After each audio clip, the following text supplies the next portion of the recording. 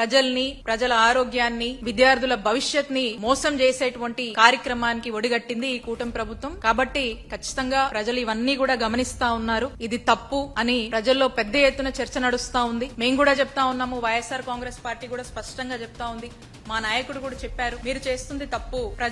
ప్రజల్ని, ప్రజల ఆరోగ్యాన్ని, వాళ్ళ యొక్క కష్టాల్లో ప్రభుత్వంగా అండగా ఉండి కాపాడేటువంటి బాధ్యత తీసుకోవాల్సినటువంటి ప్లేస్ లో మీరుండి బాధ్యత మీరు తీసుకోకుండా ప్రజలనలా గాలికి వదిలేస్తా ఉన్నారు. మీరు చేస్తున్నటువంటి ఈ ఆలోచనలు, ఈ విధానాలు తప్పు అని చెప్పి మా నాయకుడు జగన్మోహన్ రెడ్డి గారు స్పష్టంగా చెప్పారు. మళ్ళీ కూడా మేము చెప్తా ఉన్నాము, మీరేదైతే ప్రభుత్వంలో కొనసాగించాల్సినటువంటి ఈ గవర్నమెంట్ మెడికల్ కాలేజ్ ని పీపీపీ ముసుగులో ప్రైవేటైజేషన్ పేరుతో ఒక స్కామ్ కి ఒడిగడుతూ అమ్ముకుంటున్నారో, దీన్ని రేపు రాబోయే మా వైఎస్ఆర్ కాంగ్రెస్ పార్టీ ప్రభుత్వం వచ్చినటువంటి వెంటనే ఇమీడియట్ గా ఈ యొక్క ప్రైవేటైజేషన్ విధానాన్ని మేము రద్దు చేస్తాం.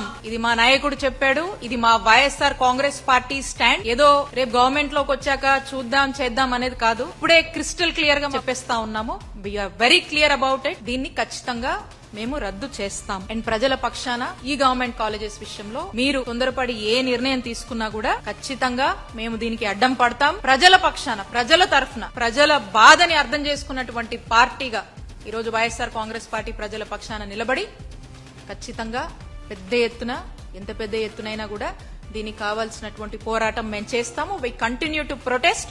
ఈ నిర్ణయాన్ని మీరు వెనక్కి తీసుకునేదాకా ఈ పోరాటం ఆగదు అని చెప్పి స్పష్టం చేస్తా ఉన్నాం.